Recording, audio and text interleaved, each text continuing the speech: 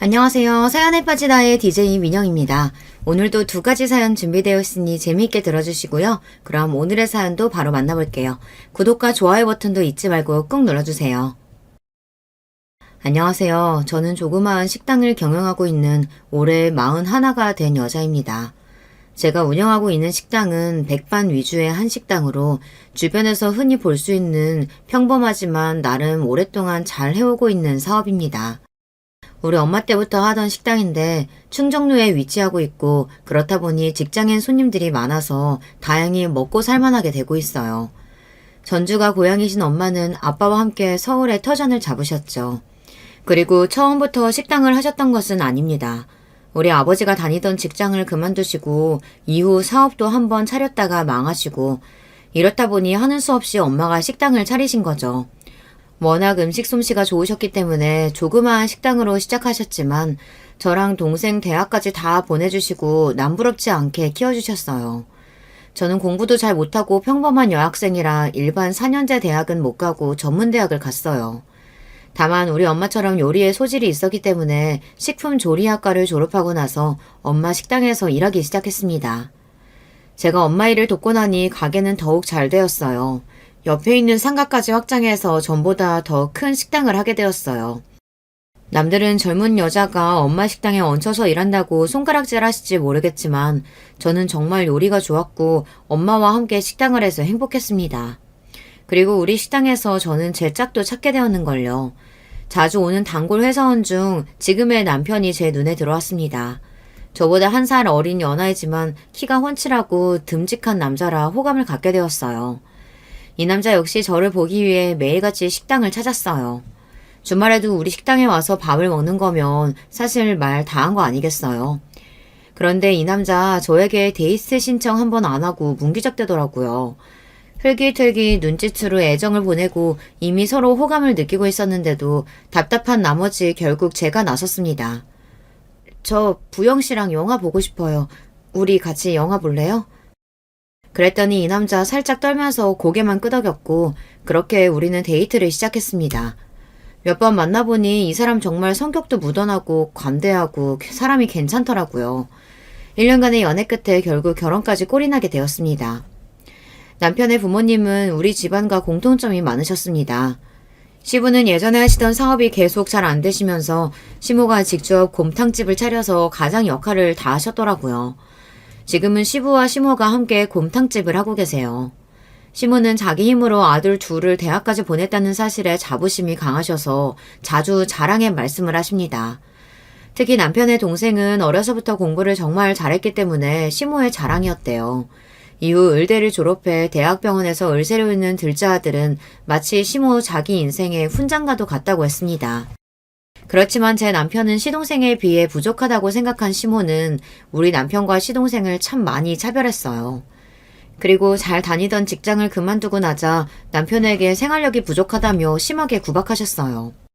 남편이 직장을 그만두고 몇 달이 되도록 다시 직장을 잡지 못하자 저는 우리 식당에 나와서 같이 일을 하면 좋겠다고 했습니다. 그랬더니 글쎄 시모가 득달같이 저에게 전화를 하셨어요. 야!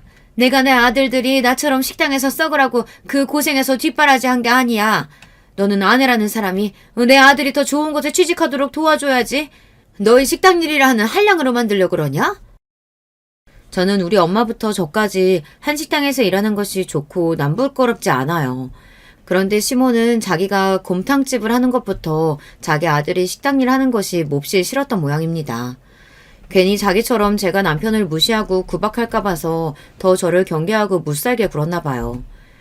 시모는 자기가 식당에서 돈 번 것에 대한 열등감을 자신의 큰아들과 작은아들을 차별하는 것으로 푸시는 것 같았어요. 시동생은 같은 대학에서부터 사귀었던 여자와 결혼까지 하게 되었는데요. 그 결혼할 여자도 의사고 같은 안과 전문의로 대학병원에 있다고 합니다.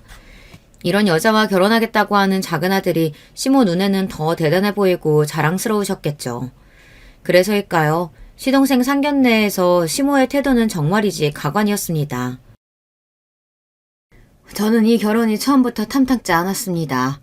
혼사라는 것이 집안 간의 균형이 맞아야 하는데 말이죠. 우리 집 바깥 양반은 의사고 내 딸도 당연히 의사가 되는 줄 알고 어려서부터 우리 모두가 지원을 아끼지 않았습니다. 대치동 학원 가까이에 따로 집 사서 각종 학원이며 과외며 사교육을 쏟아부었죠. 그렇게 공부시켜서 의대에 진학하고 지금까지 키워온 겁니다. 하지만 그쪽 아드님은 완전히 다르지 않나요? 어려운 집안에서 혼자 공부해서 잘 된 거라고 들었는데. 우리 박간 양반은 젊었을 적 사업을 2번이나 말아먹어서 제가 곰탕집 차려서 식구들 먹여 살렸는데 참으로 부러운 팔자시네요, 사부인. 우리 큰애 4살 때부터 우리 어린 세원이 들쳐업고 나가서 식탁 3개 놓고 곰탕집 처음 시작했어요. 그래서 우리 작은 아들 보면 지금도 저는 짠해요. 큰애는 3살까지 젖 먹였는데 우리 둘째는 1년도 채 어미젖을 못 먹였으니까요. 그래서 그런가 애가 감기에도 잘 걸리고 툭하면 배 아프다고 하고 아무튼 우리 둘째한테는 제가 죄 많은 어미예요. 하지만 이런 자리에서 저런 말씀을 하시면 저 사돈댁 앞에서 시부의 얼굴이 뭐가 되나요? 그리고 곰탕집을 해서 시동생은 잘만 자기 공부하고 의대까지 나와 제 손으로 돈 벌어서 시부모 갖다 준 적도 없었어요. 오히려 큰아들인 제 남편이 어려서부터 곰탕집 일 도우며 효자노릇을 했죠. 그래서 지난번에도 시모가 보약 다려서 서방님만 몰래 주고 우리 남편은 안 주려고 했나 봐요. 시모는 동선에 사돈댁에 납작 엎드려서 내내하며 자기 성질을 죽여가며 있었고 사돈 어르신들은 그러는 것이 당연하다는 듯이 내내 시부모를 무시하는 태도였습니다. 그런 사정이 있는 줄은 몰랐네요. 이 서방이 몸까지 약한가요? 그러면 곤란한데. 우리 딸이 결혼하겠다고 고집 피워서 마지못해 보내는 거지. 이 서방이 내세울 게 뭐가 있습니까? 그저 의사라는 직업에 몸 하나뿐인 사람 몸까지 부실해서야. 그제야 놀란 시모는 손사래를 치며 부정했어요. 아닙니다. 아니에요. 제 마음이 그렇다는 거지. 우리 아들 보시다시피 키도 훤칠하고 아주 건강한 총각이죠. 걱정 붙들어 매셔도 됩니다. 그러자 옆에 있던 시동생은 민망해하며 시모에게 작은 목소리로 타박을 했습니다. 엄마, 가만히 계세요. 격식 있는 자리에서 왜 자꾸 엄한 소리를 하시는 거예요? 우리 아들이 나중에 커서 상견례 자리에서 사돈 앞에서 저렇게 저를 타박하면 전 못 참을 것 같은데 왜인지 시모는 작은 아들 말이라면 벌벌 떨고 다 따라줍니다. 아무래도 시모와 시동생은 전생의 빚쟁이와 채권자 관계였나 봐요. 시동생의 상견례 자리가 저와 남편에게는 불편하기 그지 없었습니다. 목에 깁스라도 한 듯이 뻣뻣하게 굴며 무례하게 깔아보는 동선의 친정 가족들의 태도가 과거 우리 친정 부모님에게 시모가 굴었던 모습과 비슷했습니다. 막말로 동선에는 신혼집을 처가해서 마련해주고 했으니 그럴만도 하죠. 우리는 시모가 그렇게 지원해준 것도 없으면서 이날까지 우리 친정은 업신여기지 제 입장에서 더 열받을 수밖에요. 상견례 이후 시모는 의사 집안에서 자란 의사 며느리 보게 생겼다고 입이 귀에 걸리셨습니다. 얘, 작은 며느리가 의사뿐이냐? 생긴 것도 얼마나 참하고 귀한 티가 나는지 말이야. 너는 목도 짧은데 걔는 어쩌면 그렇게 목도 가느라고 기다리냐? 옛날에 태어났으면 작은 며느린 정승집 딸이고 너는 그 수발두는 하녀였을 게다. 아무리 농담이라지만 시모의 얘기에 저는 빈정이 팍 상했어요. 어머님, 목은 그렇다 쳐도 얼굴은 솔직히 제가 더 미인이죠. 지나가는 사람 아무나 붙잡고 물어보세요. 2 며느리 중에 누가 더 예쁘냐고. 너는 나이도 5살이나 많은 형님이라는 게 꼭 사람 얼굴 갖고 그렇게 유세 떨고 싶으냐? 객관적으로 말이죠. 제가 동서보다 더 예쁩니다. 얼굴이 하얗고 갸름한 동양적인 미인이라며 가게에 오시는 손님들 칭찬을 자주 듣는 그런 여자예요, 저. 그에 반해 동서는 정말 평범한 외모에 학교 다닐 때 공부만 하게 생긴 그런 얼굴이더라고요. 그런데도 시모는 말도 안 되게 저랑 동서의 외모를 비교하며 뭐라고? 제가 동서의 종년이었을 거라고 하니 제가 빈정이 안 상하겠냐고요. 하지만 시모의 차별은 그뿐만이 아니었습니다. 서방님이 신혼집을 마련하는데 벌어놓은 돈이 없다는 겁니다. 그래서 명색이 의사인데 설마 했지만 들어보니 대학병원에서 받은 월급이 기대만큼 많지 않아 조금 놀라긴 했어요. 그래도 그렇지 지금 서방님 나이가 몇인데 시모가 신혼집 사라고 그 큰 돈을 주신다는 걸까요? 정작 우리 부부가 결혼할 적에는 장남님에도 땡전 한 푼 안 주셨기 때문에 저는 서운한 마음이 더욱 컸습니다. 여보, 어머님 얘기 들었어? 서방님한테는 신혼집 마련하라고 3억이나 주시겠대. 거기에 동서한테 보내는 예단, 예물부터 신혼여행까지 우리 때하고는 하늘과 땅 차이야. 난 그 얘기 듣고 서운하던데 당신은 어머님이 믿지도 않아? 서운하지 나도. 그렇다고 사내 자식이 당신하고 같이 우리 엄마 욕하고 있을 순 없잖아. 그런데 말이지, 우리 엄마 원래 그랬어. 나는 늘 엄마한테 차별받아서 익숙하기도 해. 공부 잘하는 내 동생은 왕자님, 나는 멍청해서 시키는 일이나 잘하는 머슴놈. 그래서 결혼할 때 내가 당신 보기 미안해서 다세대 주택 방 2개짜리 집 전세금이라도 도와달라고 엄마한테 부탁했었거든. 그런데 엄마는 웃기는 소리 하지 마라, 택도 없는 소리다, 이렇게 무시하셨어. 우리 아버지가 다 불쌍하다고 몰래 1억 만들어서 주셨던 거야. 그걸로 당신 돈이랑 합쳐서 신혼집이라도 구해서 급한 불을 끈 거지. 우리 신혼집에 이런 비애가 있다는 것은 지금에 알았습니다. 아니, 그게 사실이야? 당신 어머님 너무하신 거 아니야, 진짜? 나랑 동서 비교도 싫지만 당신하고 서방님 차별하시는 건 내가 못 참겠어. 계속 그렇게 하셔봐, 아주. 나중에 어머님 정말 늙고 힘없을 때 어느 자식이 뒷바라지 해주나 지켜보라시지. 여보, 너무 속상해하지 마. 난 괜찮아. 자기도 그냥 나처럼 우리 엄마는 그런 사람이다 하고 포기하고 받아들여. 그래야 내 속도 편하고 당신도 그래주면 난 좋겠어. 서방님네 결혼식을 마치고 우리는 시댁으로 왔습니다. 어머님과 남편은 이미 결혼식장에서 소주를 2병씩 드셨기에 살짝 취기가 올라오셨는데 집에 오니 술 생각이 더 나셨는지 시모와 저는 남자들의 술상을 봐야 했어요. 야야, 둘째네 친정집이 잘 살기는 하나 보다. 애들 모은 돈 얼마 없다고 턱하니 반포에 아파트도 사주고 말이다. 역시 내가 우리 둘째 아들은 결혼도 똑 부러지게 했어. 어머님, 서방님을 돈 많은 집 딸과 결혼시키시니 그렇게 좋으세요? 그런데 동서가 부유하게 어려움 없이 자란 아가씨라 그런가 좀 거만해 보여요. 괜히 우리 집이랑 서방님까지 무시하는 건 아닐지 걱정이 드네요. 너는 별 죄수 없는 소리를 다 한다. 왜, 너는 친정집이 그저 그렇고 식당이나 하니까 걔한테 열등감 느끼냐? 어머님도 참, 주변에 보면 그렇잖아요. 결혼하는 양가 집안 중 한쪽이 너무 기울면 꼭 탈이 나더라, 그런 이야기인 거죠. 그리고 식당이라뇨. 어머니 말씀 참 너무하시네요. 제 처지를 누구보다 어머님이 잘 이해해 주셔야 하는 거 아닌가요? 어머님 젊어서 아버님 때문에 고생했다고 그렇게 말씀하시면서 저한테 그러시면 안 되죠. 저도 무능력한 첫째 아드님 대신 이렇게 가게 운영하면서 산전수전 다 겪고 사는데 너 참 고생해서 사는구나, 이렇게 제 수고 알아주시면 좀 좋아요. 식당 하는 게 꼭 그렇게 천한 일같이 시급하고 동서만 귀한 일 하는 거냐고요. 사람들은요, 살면서 안과보다 밥 먹는 식당으로 몇십 배는 더 자주 가요. 이 세상 사람들한테 꼭 필요한 일을 하고 있단 말이에요. 저 그런 자부심으로 내 식구 먹인다는 자부심으로 식당하고 있는 사장이라고요. 저도 인정 좀 해주세요, 어머님.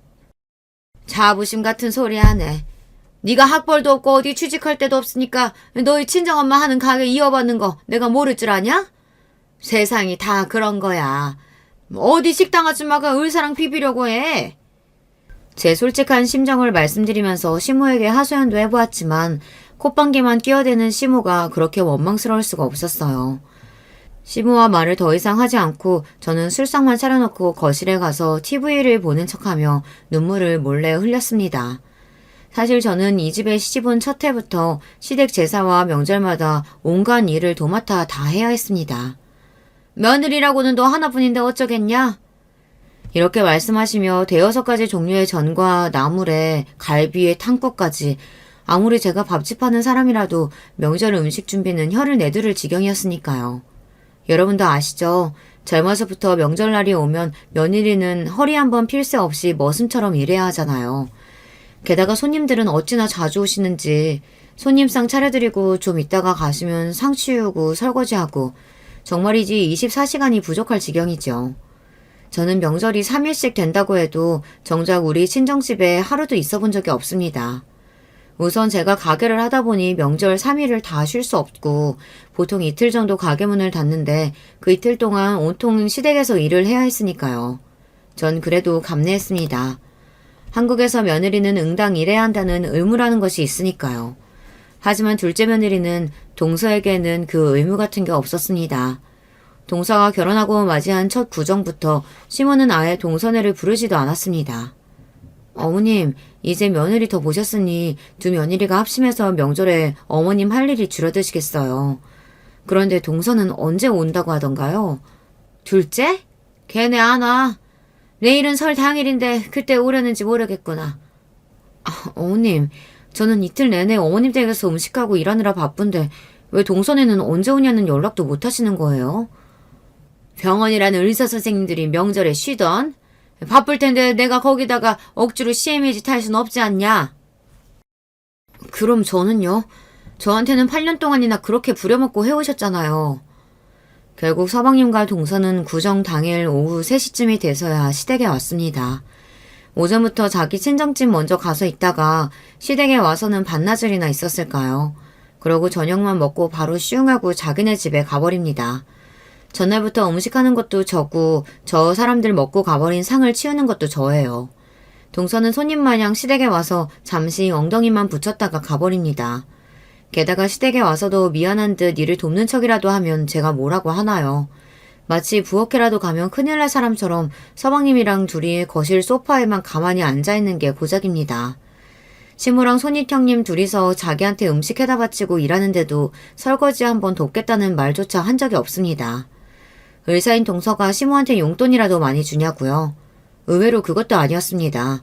서방님이랑 둘이 안과 차리기 전에는 잘은 몰라도 용돈 50만 원이나 들었을까요? 지난번에 시부가 친구분들이랑 전화하시면서 툴툴대시는 소리를 들었거든요. 뭐 아들놈 덕보기는 무슨 그네보다는 용돈 안 주더라.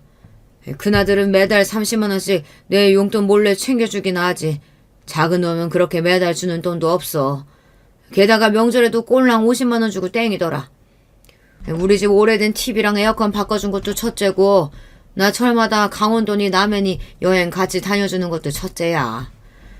우리 첫째 아들이 효자지. 둘째 놈은 의사라고 해봐야 별거 없어. 저는 가게를 하니 마음처럼 자주 휴가를 못 내지만 여행비 한 50만 원, 80만 원씩 쥐어주고 남편 보내서 시부모님 모시고 국내 여행을 1년에 한 차례씩 보내드리고 있거든요. 받는 거 없이 동서랑 서방님을 우리보다 더 대놓고 좋아하시는 시모보다 객관적으로 봐주시고 우리 부부에게 고맙다, 예쁘다 해주시는 시부가 참 고마웠습니다.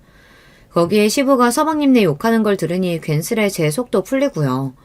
하여튼 동서한테 쩔쩔매며 일 하나 안 시키는 시모가 얄미워서 참다 못해 한마디 해서 부딪힌 적도 있었습니다. 동서, 남들이 보면 며느리가 아니고 어디 큰 어르신이 오신 줄 알겠어. 부엌에도 안 들어오고 계속 거기서 그렇게 앉아있을 거면 여기 과일이라도 가져가서 깎아주면 좋겠는데. 형님, 저 어제까지 안과 시술 얼마나 많았게요. 하도 일했더니 지금 손목을 움직일 수가 없어요. 전 과일 안 먹어도 괜찮은데 아예 우리 과일 깎지 말죠. 뭐라고? 어쩌면 동서는 자기 생각만 하니? 동서만 안 먹으면 과일 깎지 말자는 게 아랫사람으로서 할 얘기야? 어머님이랑 아버님 다 계시잖아. 형수님, 저도 과일 안 좋아해요. 과일 걷고 이 사람한테 뭐라고 할 것 같으면 우리 이제 그냥 일어날게요. 수술해서 힘든 집사람한테 왜 그러세요? 엄마, 우리 이제 집에 가서 쉴게. 저런, 우리 아들 그리고 작은 애야. 아니 집에 오지 몇 시간이 됐다고 가려고 해. 형수 말은 마음에 담아두지 마라. 큰애 제가 갑자기 무슨 바람이 불어서 저 난리를 피우는지 모르겠네. 둘째야, 저기 안방 침대 가서 눈 좀 붙여라. 환자들한테 을슬 피느라 얼마나 피곤하겠어. 어서 들어가서 쉬려무나. 그렇게 쩔쩔매며 서방님과 동서에게 안방을 내어두시던 시모는 저를 보고는 쌍심지를 켜며 혼내시는 게 아닙니까. 그래, 너 누가 작은애한테 과일 심부름 시키라던? 네가 형님답게 애들한테 깎아다 주면 좀 좋으냐? 큰일 하느라 힘든 동서 꼭 그렇게 부려먹어야겠어? 너나 빨리 전 데우고 갈비나 구워. 아유, 느릿느릿해가지고는. 식당 한다는 애가 손이 저렇게 야무지질 못해가지고. 아유. 이렇듯이 시모가 동서와 저를 대놓고 차별하니 점점 더 동서는 제 말은 안중에도 없고 무시하게 이르렀어요. 하긴 우리 시댁에서 동서한테 자기 주장 한마디 하는 사람은 아무도 없지만요. 그 잘나기 짝이 없는 서방님까지도 동서한테는 당해낼 수 없었으니까요. 시댁에서 상전으로 떠받드는 동서에 대한 질투심과 시모에 대한 불만은 그렇다 쳐도요. 동서가 저를 무시하는 것만은 정말 참을 수가 없었습니다. 서방님과 동서는 대학병원을 그만두고 안과를 차리기로 했어요.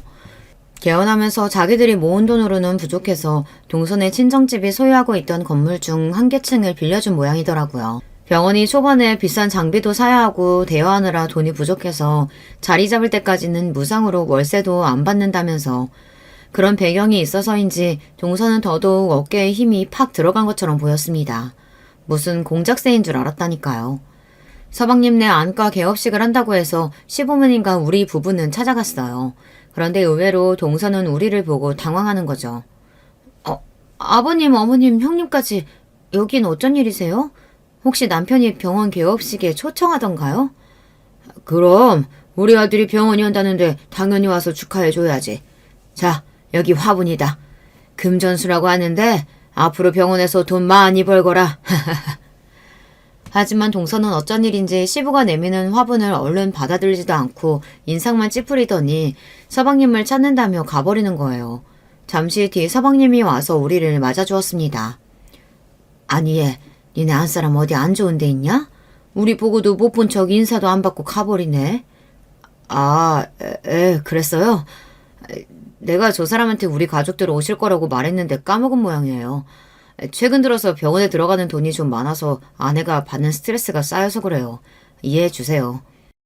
자기가 무슨 세상 일은 혼자 다 하는 것도 아니고 저도 사업하면서 자금이 딸리고 진상 손님 때문에 어려운 일을 평소에도 많이 겪습니다. 그렇지만 개업식에 미리 시댁 식구들을 직접 초대하지 않은 것부터 어려운 걸름 해주신 분들께 제대로 인사도 없이 저게 무슨 버르장머리일까요?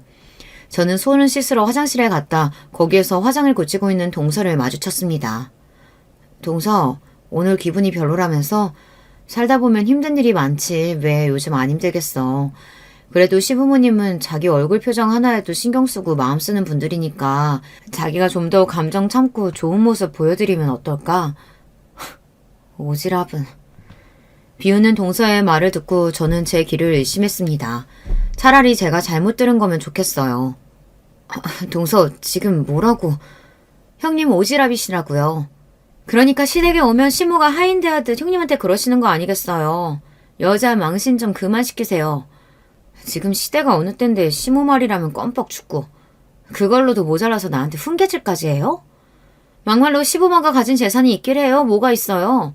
안 그래도 병원 차리면서 땡전 한 푼 안 보태준 사람들이라 보고 싶지 않았는데 남편은 왜 멋대로 초대를 한 거야. 형님도 학창시절에 좀 더 공부 잘하고 좋은 직장 다녔으면 지금 시댁에서 그런 취급 안 당하지 않았겠어요? 나한테 서운해하고 질투 느낄 게 아니고 본인 인생이나 돌아보세요. 짜증나. 저는 안과 개업식 날 그야말로 동서에게 개무시를 당하고 말았습니다. 평소 그녀가 우리를 무시한다는 것도 알고 있고 그랬지만 이렇게 대놓고 막말까지 듣게 될 줄은 몰랐어요. 저는 시부모님께 몸이 안 좋아서 먼저 돌아가야겠다고 말씀드리고 병원에서 나왔습니다. 내가 이런 병원 따위 다시 오나 봐라. 이 병원 망해버렸으면 좋겠다. 속으로 되뇌이며 눈물을 흘적거리며 가게에 왔어요. 그렇지만 개업한 동선의 안과는 점차 손님이 늘어 잘 되고 있다는 이야기가 들렸습니다. 세상에 권선징악이란 없구나. 역시 의사고 돈 많은 집안 사람은 일이 잘만 풀리는구나 하고 맥이 빠졌어요. 그런데 어느 날 저는 갑자기 몸이 좋지 않았습니다. 그렇지만 자영업하면서 신세 좋게 병원 가는 일이 어디 쉬울까요? 그냥 진통제 먹어가며 참다가 어느 날은 눈앞이 안 보이는 데다 두통까지 생겨서 도저히 일을 하기 어려운 지경에 이르렀습니다. 이쯤 되자 이게 뭔가 큰 병에 걸렸구나 싶은 걱정에 의사인 동서에게 전화를 걸었어요. 동서, 잘 지내고 있지? 다름이 아니라 내가 요즘 눈이 아파서 나 진찰 한번 봐줄 수 있을까? 요즘 증상이 어떠신데요? 작년부턴가 눈이 자꾸 출혈되고 침침하니 잘 안 보이더라고. 그런데 최근 들어서 속이 메스껍고 심할 때는 구토까지 나와. 눈이 빠질 듯이 아프고 두통까지. 나 괜찮은 걸까? 일단 검사를 해봐야겠지만 증상 얘기 들어보니 녹내장 같기도 해요. 서둘러 병원에 가보셔야겠네요. 저는 지금 바빠서 이제 전화 끊어야 돼요. 동서, 그럼 내가 자기네 병원 가서 예약을 할까? 아니요. 저는 이미 진료랑 수술 스케줄 꽉 차 있어요. 다른 병원 가보세요. 그럼 이만. 그러고는 동서는 전화를 끊어버리는 것이 아니겠습니까? 아무리 그래도 가족인데 아픈 형님을 이렇게 나몰라라 할 수 있을까요? 내가 공짜로 동선의 병원에서 수술을 받겠다는 것도 아닌데 저를 무슨 거지 취급하는 동서가 너무 원망스러웠습니다. 내가 앞으로 너를 상종하나 봐라. 너 어려울 때 다시 한번 보자. 의사는 금칠했다니? 사람은 누구나 다 고난 겪어. 그런 식으로 한 네가 내 도움 한번 필요 없을지 어디 한번 두고 보자고. 저는 속으로 이렇게 일을 가며 서러운 마음에 집에 와서 남편 앞에서 하소연을 했어요. 제 이야기를 들은 남편은 크게 놀라면서 함께 동서를 욕했습니다. 당신이 겪은 일이 사실이라고? 진짜 재수씨가 그렇게 말했어? 사람이 진짜 너무하네. 내 동생 세원이처럼 이기적인 건 진작 알고 있었지만 그 정도로 인간이 못돼 먹은지는. 나도 이제 재수씨 우리 가족으로 생각 안 해. 못된 것 같으니라고. 우리 엄마 아빠 이 일 알고 계셔? 내가 확 일러 바칠까? 여보, 참 어머님이 당신 편 들겠다. 우리 어머님 한두 번 겪어요. 세상 무너져도 당신 둘째 아들 며느리만 옳다 하고 감쌀 분들이야.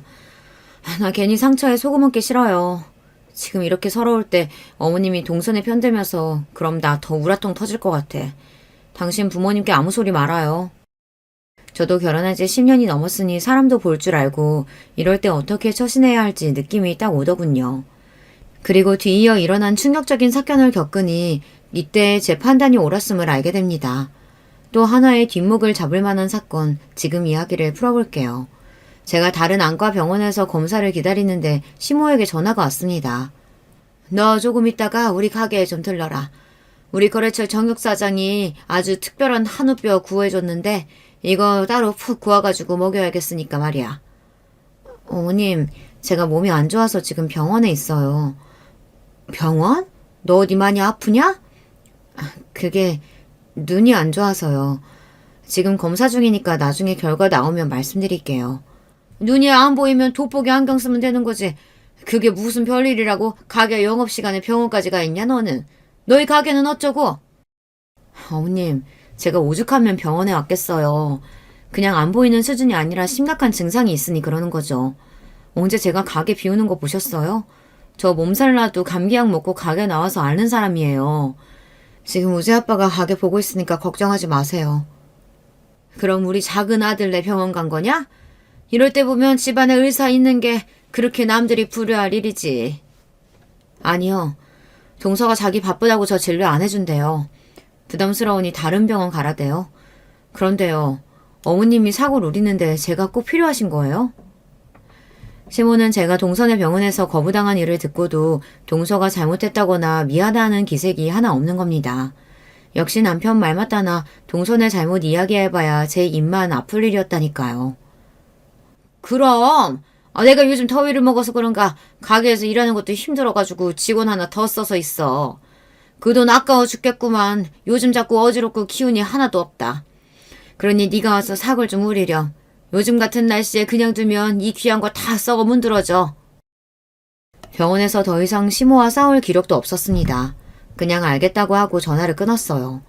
안 질환 검사를 마치고 의사와 진료 상담을 하게 됐습니다. 그동안 환자분께서 시야가 뿌옇고 거의 잘 안 보이셨을 텐데 너무 늦게 오셨네요. 이미 이 정도 상태시면 일상생활 많이 어려우셨을 텐데요. 검사 결과 환자분 왼쪽 눈의 녹내장이 상당히 진행된 것 같아요. 이대로는 실명까지 갈 수 있습니다. 최대한 빨리 약물과 레이저 치료 받으셔야 돼요. 이걸로도 안 되면 녹내장 수술을 받으셔야 하고요. 내가 실명까지 이를 수 있다니 의사의 진단을 받고 충격으로 터덜터덜 식당에 돌아왔습니다. 식당하면서 우리 가족들 건사하느라 제 몸 하나 챙기지 못하고 그렇게 지낸 세월이 참 억울하기만 하더군요. 병원에 다녀온 제가 세상 다 산 사람 마냥 축 처지고 핏기 하나 없으니 남편은 몹시 걱정이 되었던 모양입니다. 여보, 병원에서 뭐라고 해? 당신 심각한 병 걸린 거야? 여보, 나 녹내장이래. 심각한 상태라서 눈이 안 보이게 될 수도 있대. 나 무서워. 남편은 저를 안아주며 불안해하지 말라고 위로해 주었어요. 바보 같은 소리 하지 마. 내가 당신 눈 낫게 할 거야. 빨리 치료랑 수술 받으면 당신 젊으니까 싹 나을 수 있어. 걱정하지 마. 그때였습니다. 시모가 저를 찾는 전화가 또 울렸어요. 야, 너는 병원 나와서 바로 우리 가게 들리겠다는 애가 왜 함흥차 사냐? 도대체 언제 올 거야? 시모는 지금 상황도 모르고 절 재촉하자 남편은 시모에게 제 병을 알리고 저에게 그렇게 막 하지 말라고 한마디 하려던 참이었어요. 하지만 저는 그런 남편을 조용히 말렸습니다. 여보, 내가 나중에 조용히 말씀드릴게. 지금 갑자기 들으시면 놀라실 테니.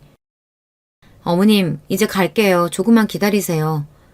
버스에 내려서 시모 곰탕집에 걸어가는 길에 가뜩이나 두통과 안구통이 몰려오고 날씨까지 너무 더워 참 힘들었습니다. 그리고 제가 곰탕집에 들어서자마자 시모는 제 얼굴이나 안색도 제대로 보지 않고 바로 사고를 오리라며 가게 뒤편 가마솥으로 데려갔어요. 아니 빨리 고아야 한데도 얘가 왜 이렇게 민기적대? 이 뼈들 핏물 2번 빼고 여기 가마솥에 넣고 잘 저어가면서 지켜봐야 한다? 중간중간 불순물 같은 거 떠오르면 건져내는 거 잊지 말고. 정성이야 정성. 어서 시작해. 그때부터 저는 이 더운 여름 날씨에 펄펄 끓는 가마솥을 곁에서 사고를 우리기 시작했어요. 어지럽고 쓰러질 것 같았지만 참아내면서 시모가 시킨 일을 하고 있었죠. 그렇지만 그렇게 한 지 6시간이 지나자 제 몸의 상태가 정말 안 좋아진 겁니다. 저녁 먹으라며 국밥 하나 말아서 갖다주는 시모에게 저는 간청했어요. 어머님, 제가 몸이 안 좋아서 그러는데 사골 우리는 거 그만하면 안 될까요? 저희한테 안 주셔도 괜찮으니 우리던 육수는 가게 곰탕에서 쓰셔도 될 것 같아요. 얘가 무슨 소리야? 내가 언제 그 사골 넣어준다 그랬냐? 어디서 김치국을 마셔? 그거 진짜 다시 없을 좋은 한우뼈라서 겨우 사정해서 정육 사장한테 얻어낸 거야. 몸 약한 우리 작은 아들하고 며느리 몸보신 시켜야 돼. 이 더위에 병원에서 진료 보느라 얼마나 힘들겠냐? 뭐라고요? 아니 어머님, 그럼 이 사골은 동선해 줄 건데 저보고 24시간 동안 이 더위에서 사골 우리라고 하신 거였어요?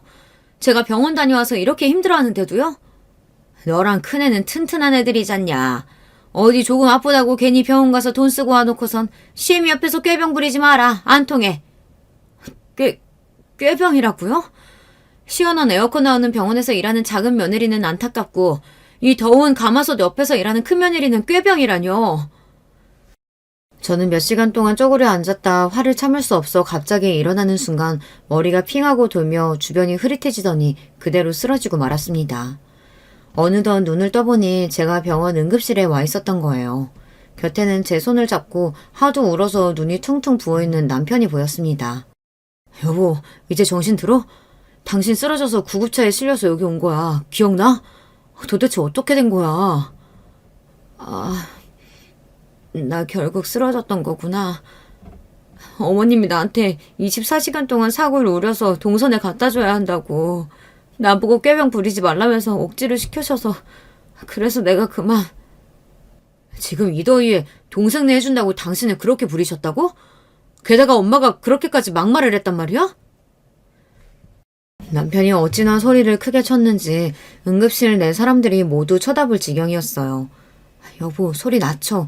진정이 좀 해봐. 아니, 나 진정 못해. 더 이상은 못 참아. 내 와이프 건들면 엄마도 나한테 죽어. 그렇게 남편은 이성을 잃고 병원 밖으로 뛰쳐나갔습니다. 늘 사람 좋은 웃음 짓고 남에게 싫은 소리 한 번 못하던 그런 남자였습니다. 그렇게 분노에 찬 모습은 진짜 처음 보았죠. 그러고 뛰쳐나간 남편이 어떻게 했는지 뒤에 일은 다녀온 남편의 입을 통해 듣게 되었습니다. 남편이 곰탕집으로 달려가니 시무는 제가 우리고 있던 곰탕 가마솥 옆에서 공을 들이고 있었답니다. 그 모습에 화가 난 남편은 가마솥을 발로 걷어차서 모두 바닥에 쏟아지게 만들었죠. 이깟 사골 때문에 내 와이프 쓰러진 거 몰라요? 그런데 엄마는 엄마가 안중에도 없는 둘째가 뭐가 이쁘다고 이걸 하고 있어. 아이고 그거 이 아까운 거, 이 귀한 것을, 이놈아! 시모는 화가 나서 남편을 빗자루로 마구 때렸대요. 참다 못한 남편은 시모의 빗자루를 빼앗아 바닥에 패대기 치곤 말했습니다. 엄마, 난 앞으로 엄마 아들 안 할랍니다. 엄마한테 무슨 일이 생기던지 말던지 큰아들하고 큰며느리는 이제 없다고 생각하세요. 연락도 하지 마시고요. 남편은 그러고 나가선 그 뒤로 진짜로 시모와 연락을 뚝 끊어버렸답니다. 시모의 전화도 받지 않고 생신 때 찾아뵙지도 않았어요. 둘째 아들만 예뻐하며 싸고 돌아도 이해하라던 마음 넓은 남편이 저 때문에 시댁과 인연을 끊겠다고 말하고 정말 뱉은 말대로 하고야만 하는 남자였습니다. 전 이번 일로 남편을 다시 봤어요. 남편은 제 녹내장 수술과 치료하는 내내 저와 함께 다녀주고 저 대신 가게 일도 열심히 하면서 지냈습니다. 이번 일을 겪으면서 전 남편이 그렇게 고마울 수가 없었어요. 다행히 제 왼쪽 눈은 수술이 잘 되어서 주기적으로 관리만 잘해주면 실명까지 가지 않을 수 있었습니다. 우리 집과 연락을 끊고 나서 시모는 크게 아쉬움 없이 사는 눈치였습니다. 오히려 자기 잘못은 생각 못하고 저랑 남편 욕을 하면서 지낸다더군요. 그렇게 몇 개월이 흐르고 갑자기 시부의 연락을 받게 되었어요. 시모가 곰탕집에서 일하다가 갑자기 쓰러져서 병원에 가 있으니 병문안을 와달라는 거죠. 하지만 남편은 단칼에 거절했습니다. 아버지가 쓰러지셨으면 제가 가보는데요. 엄마는 얘기가 달라요. 독한 분이시니까 병원에서 처치받고 하면 좋아지시겠죠. 아, 잘난 의사 아들 있으니까 거기에 연락해보세요. 진짜 그렇게 전화를 끊은 남편은 시모가 어떻게 되었든 신경 안 쓴다는 듯 가게 일을 하러 들어가는 겁니다. 며칠 뒤에 저는 시부에게 전화를 드렸어요. 시모가 어떻게 되신 건지 궁금했기 때문이죠. 그 며느리야, 전화해줘서 고맙다. 그래, 너희 남편은 어미에 대해 아직도 앙심이 안 풀렸다던? 죄송해요. 아버님까지 심리 끼쳐드려서. 그렇지만 그이도 저도 어머님 뵙고 싶어서 드린 연락 아니고요. 그저 제가 궁금해서 몰래 전화드린 거예요. 어머님은 좀 어떠세요? 바늘 하나 찔러도 안 들어갈 것 같은 강해 보이던 너희 시어미도 사람이더라. 뇌출혈이 일어나서 쓰러졌는데 지금까지 몸을 잘 움직이지 못하는구나. 의사 말로는 뇌출혈 후유증으로 신경이 잘못됐다나. 저런 큰일이네요. 서방님은 어머님 보고 뭐라고 하세요? 그 자식, 그 불효막심한 놈은 아직까지 둘째네 부부 누구도 너희 엄마 보러 오지 않았다. 그렇게 지들 뒷바라지하고 쓰러진 그날도 반찬 해대다 둘째네 집에 보낸다고 부엌에 있던 모양인데 지희 엄마가 저렇게 됐으면 의사인 아들이 와서 봐줘야 할 것 아니냐. 내가 좋은 병원에 연결이라도 시켜달라고 했더니 어디 병원 가보라고 문자만 보내놓고 아직까지 전화 한 통 없구나. 내가 네 이야기 들어서 알고 있다. 그간 얼마나 네가 시애미에게 한이 맺히면 그럴까 싶구나. 그런데 둘째 자식놈들은 그러면 안 되지. 네 시어머니가 이번 일로 상심이 크더구나. 특히 작은 아들내한테 큰 충격을 먹은 모양이야. 시모가 생각보다 큰 병에 걸리신 것도 그렇지만 이런 상황에서도 서방님과 동서가 모른 채 하다니 정말 인간 말종이네요. 이에 충격 먹은 시모도 이해가 갔습니다. 하지만 그렇다고 해서 제가 시모를 챙겨주겠다는 마음은 전혀 들지 않았습니다. 그러게 잘해주던 첫째네 차별 좀 덜하시고 가슴에 대문만 박지 않았어도 지금 얼마나 남편이며 저며 병간호를 잘해드렸을지 시모는 이제 자식 누구 의지 하나 할 데 없이 안타까운 신세가 되셨죠. 그리고 한 2달쯤 지났을까요? 갑자기 서방님이 우리 가게에 찾아오셨습니다. 가게 하는 자기 엄마나 우리 남편을 창피하다면서 가게에 발걸음도 잘 안 하던 사람이었습니다. 그런 사람이 연락도 없이 갑자기 찾아오니 당연히 놀랄 수밖에요. 아니, 세훈이 네가 웬일로 우리 가게까지 왔냐? 형, 그리고 형수님 잘 지내셨죠? 우리 정말 오랜만에 뵙네요. 얘기 들었습니다. 우리 아내가 형수님께 실수를 했다고. 녹내장 수술 하셨어요? 저라도 살펴드렸어야 했는데 정말 죄송합니다. 그러셨군요. 다행히 수술 잘했고 많이 좋아졌어요. 그런데 무슨 일 있으세요? 얼굴이 많이 상하셨네요. 식사 안 하셨으면 밥부터 드시죠. 저는 서방님이 뭔가 심상치 않음을 느끼고 주방에 들어가서 이것저것 좋은 반찬들을 챙겨 한 상 차려 서방님께 드렸습니다. 어서 한 술이라도 뜨세요. 며칠 굶으신 것 같은데 사람이 밥심이 있어야 무슨 일이든 하죠. 저는 그간 서방님께 대한 좋은 감정은 없었습니다. 하지만 시모나 동서나 모두 정말 기가 세고 못된 여자들 속에서 서방님이 길을 제대로 못 펴고 살아왔던 것은 어렴풋이 짐작하고 있었어요. 허겁지겁 밥을 먹는 서방님을 보니 동정심마저 들었습니다. 형수님, 그간 제가 잘해드린 거 하나 없는데 정말 감사합니다. 밥 정말 맛있어요. 이렇게 누군가 정성스럽게 차려준 집밥 먹은 지가 얼마만인지. 저 방금 이혼하고 법원 다녀오는 길입니다. 갑자기 이혼이라니 뜻밖의 소식에 저와 남편은 너무 놀라 서방님의 이야기를 가만히 듣고만 있었어요. 서방님은 그간 자신이 겪은 일이며 모두에 털어놓지 못했던 감정들을 우리 앞에서 오랫동안 풀어내고 있었습니다. 우리 아내가 아시다시피 자기 자신만 아는 사람이에요. 저한테도 그랬죠. 없는 집에서 의사된 개천에서 난 용 같은 신세라고. 자기랑 자기 친정에 잘하지 않으면 바로 아웃이라면서 참 눈치 보게 만들었습니다. 그 사람이 우리 집에 못하는 것도 다 그래서 참아주고 넘어간 거예요. 형수님 일 나중에 듣고도 제가 얼마나 그 사람한테 화를 내는지 몰라요. 그렇지만 저는 병원도 그 사람 덕에 하는 거였고요.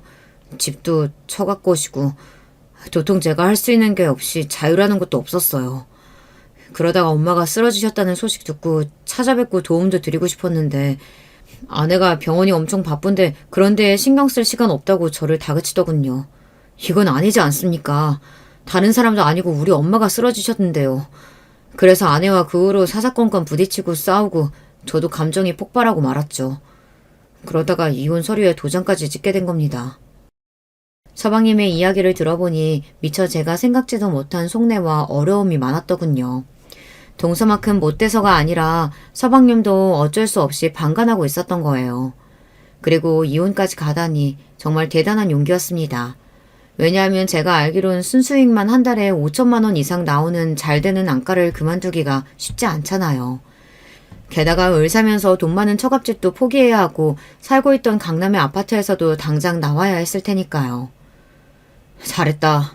너 그 여자 계속 살았으면 네 명에 못 죽었을 거야. 남편은 서방님이 이혼을 잘했다며 격려해주고 같이 소주를 마시며 그간의 많은 이야기를 했어요.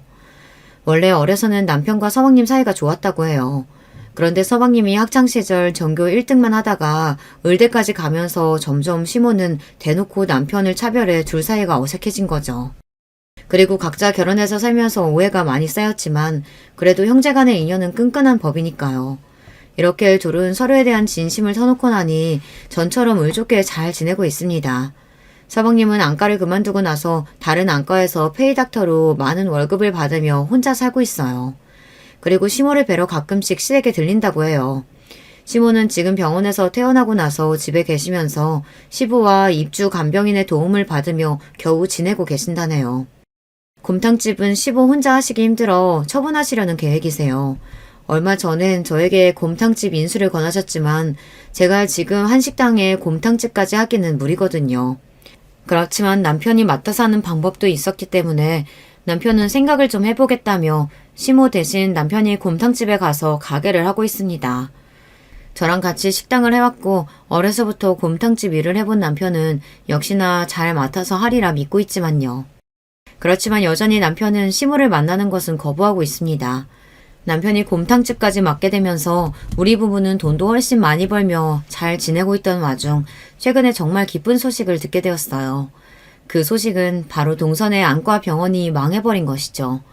서방님이 이혼하면서 그만두고 나자 동서 혼자 운영했지만 능력 역부족이었나 보죠.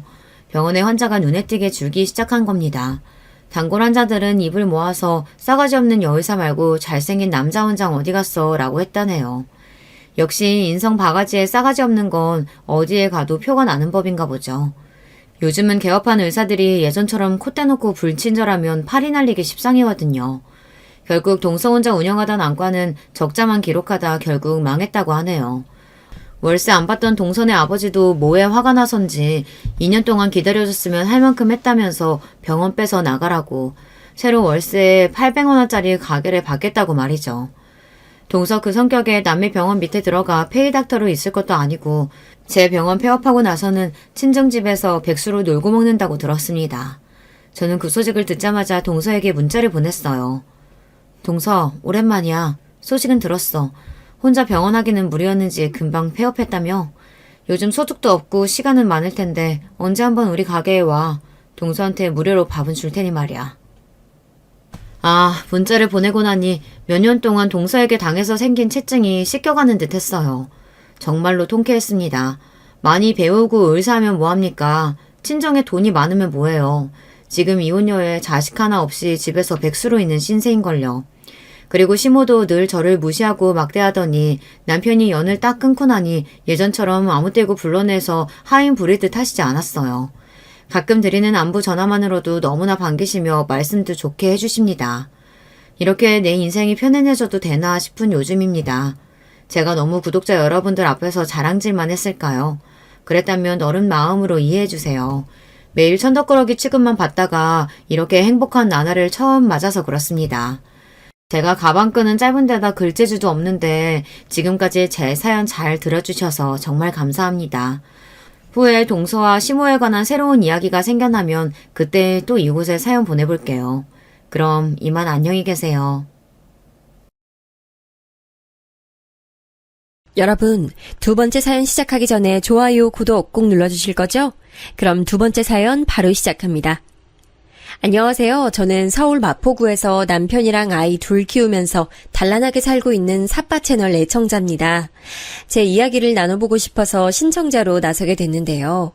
부끄럽게도 제가 원체 논리정연하지 못한 성정을 타고 나서 사연으로 잘 써볼지 걱정부터 앞서지만 응원해주시는 마음으로 들어주신다면 정말 감사하겠습니다. 오늘은 신기하리만치 구름 한 점 없는 맑은 날씨였는데요. 이런 날씨를 보면 자연스레 떠오르는 날이 있어요. 제가 시어머니를 처음 뵙던 날이 생생하게 떠오르는데 그분은 당시 제게 마른 하늘의 날벼락 같은 존재셨네요. 저는 위풍당당하게 시부모님을 뵈러 갔었지만 시어머니 기세 앞에서 저는 금세 풀이 좀 죽었었죠. 한 성격 하시는 분이라는 것 정도야 사진 정보로 알고 있었지만 역시 머리로 예상하는 거랑 눈으로 직접 보고 경험하는 거랑은 하늘과 땅 차이입니다. 아이고 내 팔자야. 그놈의 미국이 결국 우리 준성이 발목을 잡아도 지나치게 잡는구만. 미국으로 공부하러 갔던 것까진 좋다 이거야 나도. 근데 가당치도 않게 별 보잘것없는 인연을 만들어와서 결혼까지 하느니 마느니 이러고 있으니 아이 내 속이 죄다 안 문드러지게 생겼어. 우리 준성이가 기어이 엄마 가슴에 대못을 박으려고 작정을 했구나. 시어머니께서 당신의 가슴을 과장스레 주먹으로 두들기며 저렇게 외치고 계실 때 제가 눈 시퍼렇게 뜨고 그 앞에 앉아 있었어요. 그러니까 제 면전에 대고 저런 말씀을 하신 것이었죠. 제가 다니는 직장 이름을 들으시고는 표정이 아주 침울해지셨다가 제 연봉을 들으시고는 미간에 주름이란 주름은 다 잡으셨어요. 아니, 그거 받아서 누구 코에 붙이려고. 이봐요 아가씨. 이름이 뭐 영희라고 했나? 그래요 영희 양. 사람이 눈치가 없으면 염치라도 있어야 하는 법이에요. 본인이 돈을 그렇게 약소하게 벌면 집안 수준은 거대해야 하겠죠. 아까 초반에 말씀드렸다시피 부모님께서는 제주도에서 삼겹살 식당 하시고요. 아빠는 도와주시는 수준이라 사실 엄마만 전적으로 하고 계세요. 식당 그거는 몇 평짜리? 위치는 어딘데? 매출 얼마나 나오는데? 네? 제가 그런 것까진 정확히 모르는데 관광지 쪽은 아니고 제주도민들이 소소하게 이용하는 상권이에요.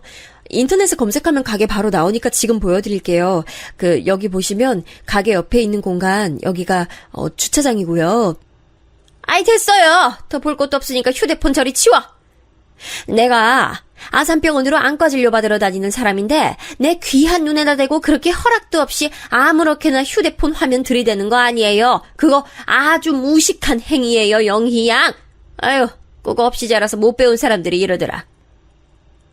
네, 죄송합니다. 저는 그냥 빨리 보여드리고 싶은 들뜬 마음에 별 생각 없이 행동했어요. 제가 우물쭈물 변명 같은 사과를 드리자 시어머니께서는 못마땅하셨는지 쯧쯧 혀를 차셨죠. 그 소리가 얼마나 크던지 저는 순간 딱따구리가 나무에 부리를 박는 소리 같다고 찰나에 생각했습니다. 그러고 보니 시어머니께서는 파마도 뭔가 중년 연예인들이 하듯이 고상하면서도 과장된 모양으로 하고 계셨고 옷도 무슨 전통 찻집 사장님 같으신 분들이나 입으실 것 같은 한복이라고 하기에도 애매한 걸 입고 계셨어요. 한마디로 범상치 않으셨습니다. 시어머니의 화법, 쨍한 목소리까지 합쳐져서 저는 왠지 제가 주말 드라마 세트장에 들어와 있는 것 같다는 착각마저 들었네요. 시어머니께서는 눈썹을 엄청 빨리 움찔거리시면서 제게 물어보셨어요. 부모 형제 중에서 부모는 이제 들었고 그럼 형제는 뭘로 먹고 사시는지? 제 친오빠하고 언니요? 둘 다 결혼했어요. 친오빠는 그냥 회사원이에요. 평범한 중소기업 다니고 있고요. 새언니는 집에서 애들 보면서 지내요. 언니는 디자인 회사 다니다가 일도 너무 힘들고 임신하면서 몸이 안 좋아져서 그만뒀어요. 지금까지 살림하면서 지내고 있어요. 형부는 원래 집안 가업이 분식집이라서요. 그거 이제 물려받으실 준비하면서, 네, 그렇게 지내시네요. 뭐야? 가업이 분식집? 그게 설마 번듯한 매장 그런 게 아니라 초등학교 앞 작고 허름한 분식집 뭐 이런 걸 말하는 건 아니지? 그쵸, 영희양? 어떻게 맞히셨어요? 네, 맞아요. 초등학교 후문 쪽에 있는 작은 분식집이에요. 사는 곳이 멀어서 아쉬울 만큼 진짜 맛있는 곳이에요. 제가 밝게 대답했을 때 시어머니께서 마치 이제 도저히 못 참겠다는 기색으로 목재 좌식상을 손으로 콱 내리치셨어요.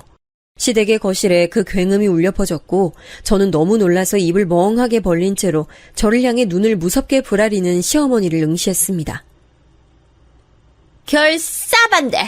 내 눈에 흙이 들어가도 무조건 반대. 어디 감히 그따위 수준으로 내 아들 준성이를 넘보고 우리 집안에 입성하려고 들어? 네? 저기 실례지만 도대체 저희 집안 어디가 어때서 그따위 수준이라고 하시는지 도통 모르겠습니다.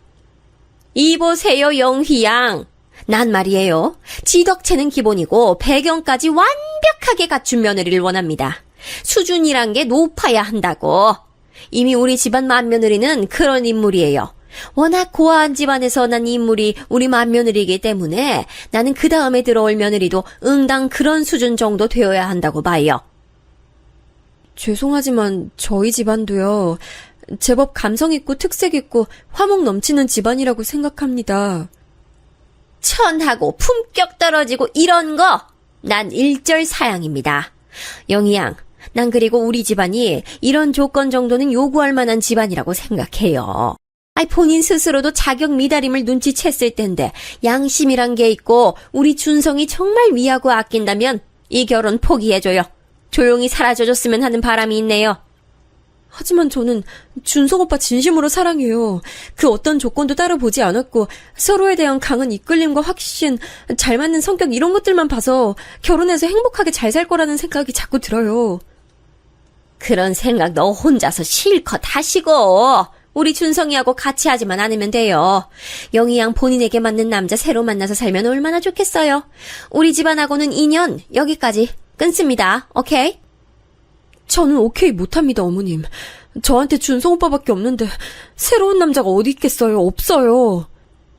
이게 근데 보자 하니까 확실히 그냥 니까짓 게 오케이 못하면 어쩔 거야? 어쩔 거냐고.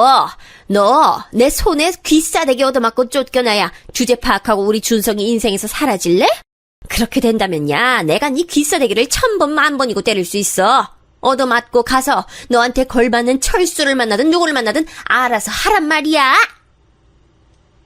괴성은 시어머니께서 지르셨는데 저는 되려 걱정하는 입장에 놓였죠. 왜냐하면 시어머니께서 마치 과호흡 증세 온 것 마냥 숨막혀 하시면서 헐떡거리셨거든요. 저러시다가 의식 잃고 쓰러지시는 건 아닌가 싶었습니다. 제가 안절부절 못할 때 내내 시어머니의 곁에 앉으신 채로 침묵만 지키시던 분이 드디어 입을 여셨습니다. 바로 시아버지셨죠. 우리가 잘나면 그거 뭐 그렇게 잘났다고 어여쁜 아가씨를 이렇게 쥐잡듯이 잡아. 우리 아들하고 결혼하겠다고 얼굴 비추러 온 아가씨한테 당신도 참 매정하구만. 성질머리가 이러니까 화병에 걸리지. 뭐가 어쩌고 저쩌요? 말 다 했어요? 누가 화병에 걸린다는 거예요? 대뜸 왜 이쪽이 아니라 저쪽 편을 들고 난리래? 이럴 거면 그냥 계속 입 닫고 있어요. 사람 열받게 하지 말고. 봐. 지금도 화병 걸려서 호흡 거칠어지고 심장 뻐근해지니까 안색도 나빠지고 있지. 당신 제발 적당히 좀 해. 당신 말 맞다나 우리 집안이 그 정도로 유세 부릴만 하다면 지금 이렇게 품격 없는 모습 보이면 안 되는 거 아닌가? 시아버지께서 나긋나긋한 말투로 엄청난 일침을 날리셨고 시어머니께서는 그 즉시 뒷목을 잡으셨습니다. 도저히 이 자리에 더 못 있겠다 하시면서 방으로 들어가겠다 하셨고요. 제가 부축해드리려고 했는데 엄청나게 살벌한 시어머니 눈빛을 마주하고서 포기했습니다. 어색해진 상황에서 저도 그냥 이제 일어나 보려고 하는데 시아버지께서 그때 제게 넌지시 이런 말씀을 건네셨어요. 내 생각엔 말입니다. 부부란 서로 상호 보완작용을 하면서 살아야 하는 법이에요. 너만 잘났냐? 나도 잘났다. 이러면서 살면 골치 아픕니다. 차라리 한쪽이 부족하고 어설프고 이런 경우가 나아요. 하여간 남은 평생을 함께 살아가는 걸 반드시 내다보고 결혼이라는 걸 해야 하는 거예요. 난 그런 측면에서 아가씨가 우리 작은 아들하고 결혼 짝으로는 아주 잘 맞을 것 같아요. 내 생각은 그렇다는 거고, 아가씨가 오늘 이후로 생각이 달라져서 결혼이 안 하고 싶어졌다. 이렇게 나오면 붙잡을 도리는 없네요. 그건 분명 저를 향한 적극적인 찬성이었어요. 갑자기 든든한 찬성파 지원군을 맞이한 것에 저는 너무 기분이 들뜬 나머지 시아버지께 아무 대답도 못 해드렸고요. 대신 시댁을 나오던 길에 남편을 바로 마주쳤을 때는 정확하게 제 생각을 전달했네요. 참고로 원래는 당연하게도 남편하고 둘이 시댁에 인사드리러 가려던 계획이었어요. 근데 남편이 아침 일찍 서울 근교에 볼 일이 있어서 나갔다가 돌아오는 도로에서 하도 차가 막혀서 갇혀있던 거죠. 육중 추돌 교통사고가 크게 났다는데 이건 거의 천재지변이었으니까요. 그래서 하는 수 없이 저 혼자라도 용감하고 씩씩하게 기다리고 계실 시부모님 실망시켜드릴 수 없어서 시댁에 갔었던 겁니다. 네가 문자도 안 보고 전화도 안 받아서 걱정했어. 아니, 우리 부모님하고 대화는 다 한 거야? 어때? 괜찮았어? 어떻게 됐어? 내가 휴대폰을 무음으로 설정해놔서 못 봤나 봐. 대화가 잘 되진 않았는데 우리가 결혼은 할 수 있을 것 같아. 난 어찌됐든 오빠하고 결혼하고 싶은 마음에 변함없고 그러기만 하면 결혼은 어떻게든 따라오게 돼 있는 것 같더라고. 정말? 진심이야? 아이, 감동이다. 역시 나는 네가 해낼 줄 알았어. 영희, 최고다.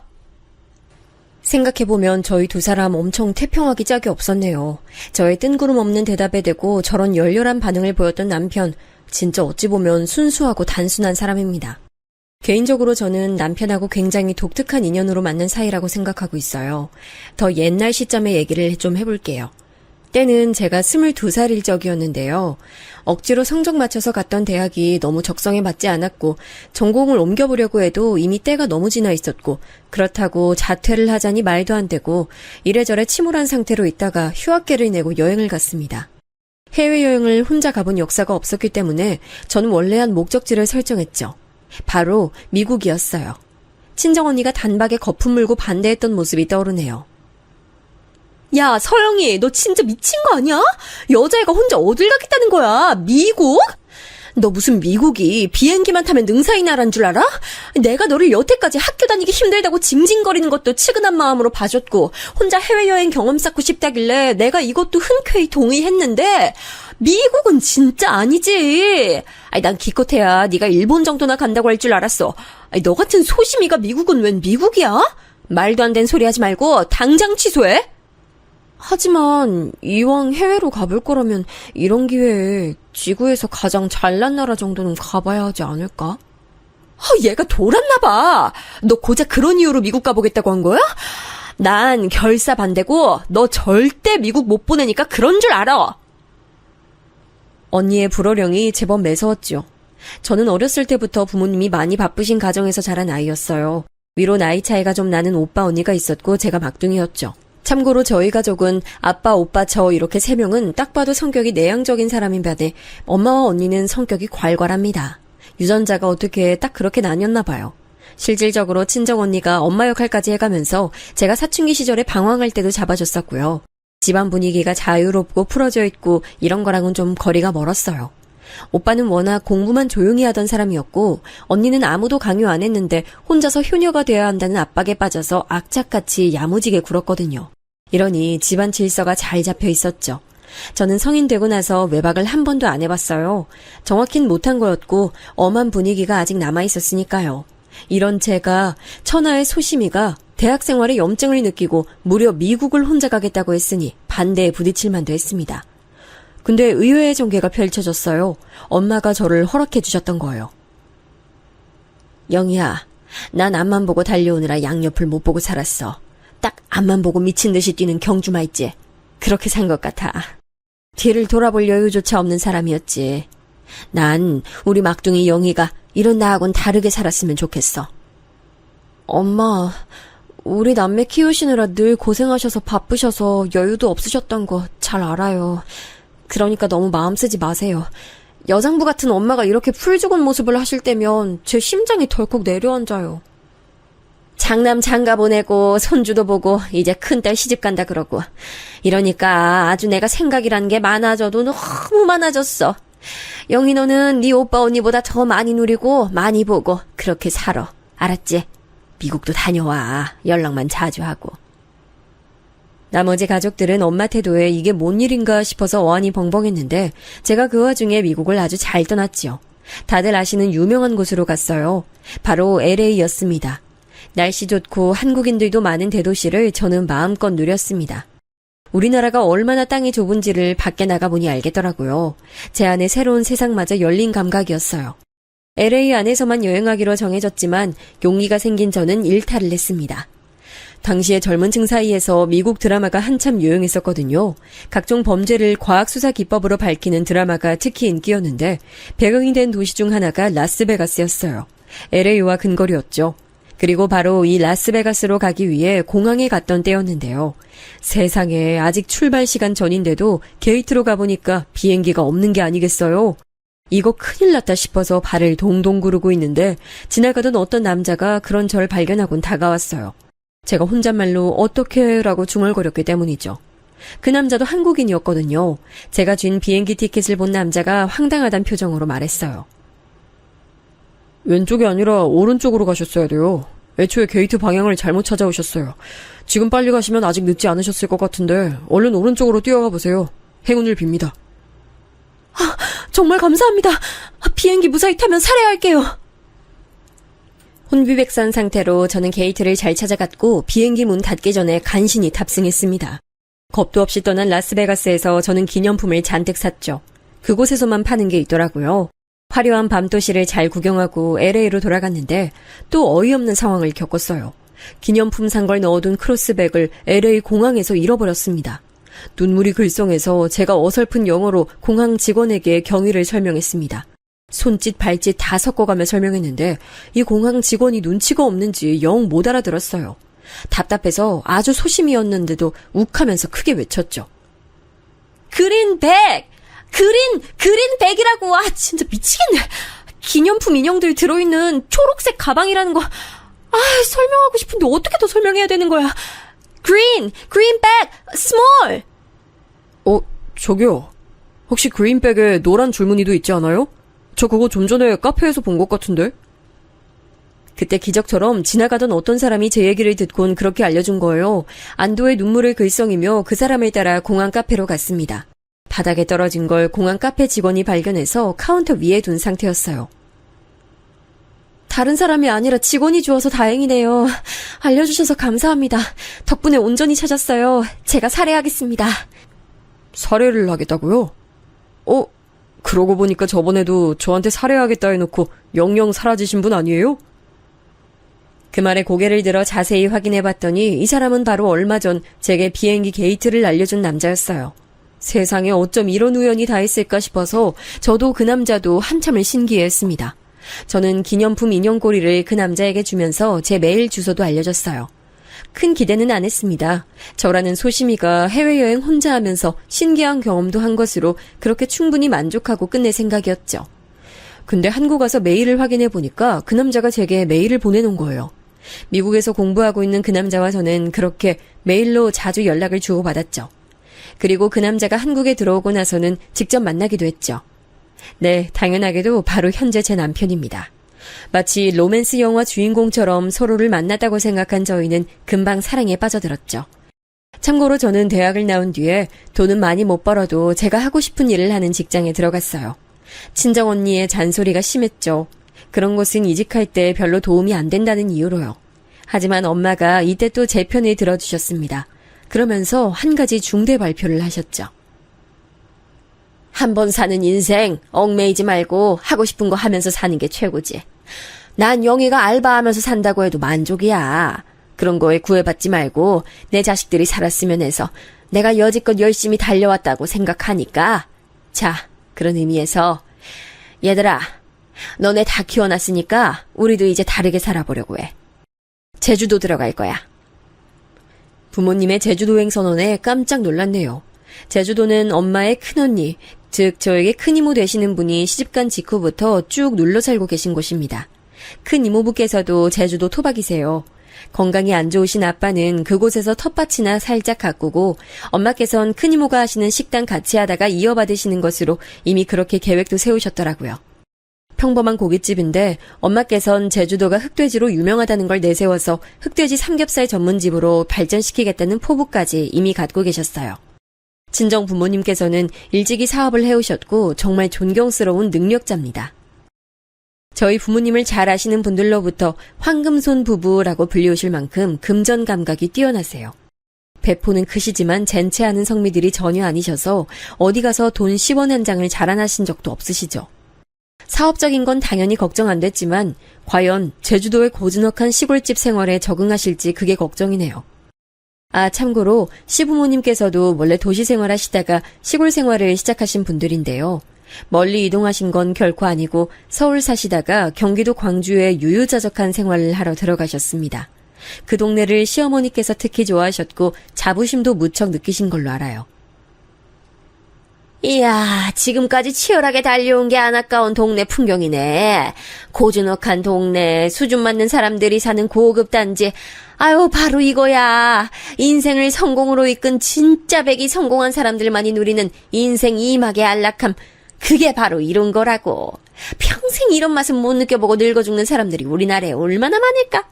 우리 집안 정도면 하여간 상류층 문화란 문화는 다 누려보고 산다니까. 계급의 사다리 같은 것에 시어머니께선 일찍이 관심 많으셨대요. 그러실만 했죠. 왜냐면 시부모님께서는 믿었던 지인에게 사기를 당한 후 어렵게 사신 전적이 있으시거든요. 근데 죽으란 법은 없는지 집안 차원에서 옛날에 사뒀던 시골 땅이 수지를 맞은 거예요. 그걸로 형편이 좀 폈고 시어머니께서는 자식들에게 모든 교육을 지원해 주셨습니다. 변하지 않는 자산은 지식이라고 여기신 걸 수도 있겠네요. 자식 농사가 최고라는 것이었겠죠. 남편은 사남매인데요. 첫째인 아주머님께서는 법조인의 길을 걸으셨습니다. 둘째인 큰 신우는 원래 고등학교 때까지 의사를 꿈꿨지만 대입 직전에 현실적인 목표로 설정을 하고 교대를 들어갔어요. 그렇게 교사가 됐죠. 셋째가 남편인데 연봉 괜찮은 중견기업에 재직하는 회사원이었고요. 막내인 작은 신우이가 마치 자기 언니 대신 의사라는 목표를 가진 사람처럼 의대를 들어갔습니다. 저하고 남편이 처음 사귀기 시작했을 때 작은 신우이는 한창 의대 재학 중이었네요. 이러니까 우리 집에선 내가 자유로운 영혼으로 꼽히는 거야. 영희야, 저번에 내가 얘기해줬었나? 내가 어렸을 때 우리 집 형편이 확 안 좋아졌던 시기에 미국 사시던 큰 고모가 나를 맡아주겠다면서 데리고 가주셨거든. 그래서 내가 어렸을 때 2년을 미국에서 살아본 거였어. 근데 너무 황당한 게 우리 엄마는 자꾸 미국 물이 잘못 들어서 사상이 자유로워지고 학업에 흥미가 없는 거라고 생각을 하셔. 그것 때문에 큰 고모 원망도 많이 하셨어. 아니 왜? 만약에 미국만 그때 안 갔어도 오빠가 더 공부 열심히 하고 전문직 종사자가 됐을 거라고 설마 그렇게 생각하시는 거 아니지? 왜 아니겠어. 맞아. 그래서 우리 엄마는 진지하게 큰 고모 원망하셨고 이것 때문에 아버지랑 종종 말다툼도 해오셨어. 이 이야기를 듣고 너무 황당하다 생각했어요. 대체 가족을 위하는 마음이셨던 큰 고모님은 무슨 잘못이고 미국은 또 무슨 죄인가요? 저는 그냥 웃고 넘겼는데 설마 결혼을 염두에 두고 시어머니를 뵈러 갔을 때 그 미국 얘기를 진짜로 듣게 될 줄은 몰랐죠. 남편이 대학교 때 미국으로 교환학생 갔다가 저를 만난 거였으니 시어머니 입장에선 미국이란 씹어먹어도 시원찮을 나라였을지도 모르겠습니다. 시어머니께서는 제 면전에 대고 결사 반대를 외치셨던 분이었지만 결국 저와 남편이 결혼으로 가는 길을 막진 못하셨어요. 저와 남편이 꼭 결혼 상대를 서로여야만 한다고 강력 주장했던 게 단연코 1순위 사유였고요. 그 다음으론 시아버지께서 저희를 지지해 주시면서 허락해 주신 게 유효하게 작용했습니다. 차마 대놓고 제 이런 짐작을 꺼내어 볼 곳은 없었습니다만 드센 시어머니 때문에 시아버지께서 그간 골머리를 많이 알아오신 듯 했어요. 자식 농사를 줄줄이 성공시키신 자부심 때문에 시어머니께서 유세를 많이 부려오신 모양이었죠. 그런 시아버지의 눈에는 저라는 사람이 무척 무난하고 좋아 보이셨나 보더라고요. 제가 남편보다 직업도 연봉도 부족한데 그런 것 따위 전혀 신경 안 쓰셨거든요. 그리고 또 저희 부부가 결혼하기 전에 아주 공교로운 일이 벌어졌습니다. 바로 신혼집이 구해진 거였어요. 구하려고 구한 게 아니라 신혼집이 절로 생긴 셈이었죠. 아주버님께서 일을 해외로 가서 하시게 된 게 이유였습니다. 거의 3년 일정으로 잡고 계신다 하기에 아주버님 식구가 다 함께 해외로 떠나게 되었고 큰 가구만 남겨둔 그 집에 저희 부부가 들어가서 결혼 생활의 첫 시작을 하기로 한 것이지요. 먼저 그러고 싶단 말도 안 했는데 아주버님께서 그냥 제안을 막 해오셨어요. 어차피 집을 내놓을 것도 아니고 남은 큰 짐들은 관리를 해야 하는데 그러려면 누구라도 들어와서 사는 게 최고라는 것이었죠. 이 사태를 당혹스러워하신 분은 단연 시어머니셨어요. 우리 장남이 너무 이렇게 급작스럽게 외국까지 나가서 일을 하게 되다니 오만 걱정이 다 앞서네. 아이 근데 왜 하필 미국이야? 난 왜 이렇게 그놈의 미국이라는 소리만 들어도 짜증이 확 나지? 그러면서 시어머니께서는 저를 엄청 노려보셨죠. 저는 눈치 하나 없는 사람인 척 연기하면서 시어머니께 따스한 눈빛으로 화답해드렸습니다. 그러자 질색하시면서도 그날 다시는 저를 안 노려보시더라고요. 무튼 신혼집까지 정해진 이상 저희는 무조건 결혼하는 것이었죠. 심지어 정말 인기 많은 예식장에 웬일로 취소 자리가 나서 일찍 결혼식까지 올렸어요. 아주버님 식구들의 출국 일정에 맞추다 보니까 그렇게 됐고 상견례도 엄청 간단하게 지나갔어요. 결혼식 날 저는 시어머니께서 제 친정엄마 쪽을 바라보시며 경악하신 눈빛으로 이렇게 중얼거리시는 모습을 목격했습니다. 도대체 머리를 어디서 해온 거야? 아니 지금 때가 어느 때인데 김원선이 한창 노래 부르고 다니던 시절에 그 머리를 나고 오셨어. 세상에 난 몰라. 아유 누가 촌스러운 삼겹살 식당 하는 여사장님 아니랄까봐 온몸으로 촌티를 팍팍 풍기시는구만. 아유 창피하다고 해야 할지 수치스럽다 해야 할지. 그날 엄마께선 가수 김한선의 옛날 머리 같은 올림 파마 머리를 하고 오셨어요. 근데 중요한 건 엄마께서 그런 스타일을 정말 좋아하실 뿐더러 굉장히 잘 어울리셨다는 거죠. 너무 잘 어울려서 오히려 머리가 그렇게 튄다는 느낌이 없을 정도였어요. 하지만 시어머니께서는 저희 엄마를 향해 이미 색안경을 끼신 상태였기 때문에 엄청 안이 꼽게 보셨습니다. 그리고 그날 또 소소한 일화가 하나 있었죠. 엄마께서 결혼식에서 만나는 가까운 지인이나 친척분들에게 주시려고 제주도에서부터 흑돼지 고기를 공수해 오셨어요. 생고기를 진공 포장한 것이었고요. 본식 순서가 모두 끝나고 나서 엄마께선 그걸 손수 몇몇 분들에게 나눠주셨습니다. 그러면서 시어머니를 향해 인사를 건네셨죠.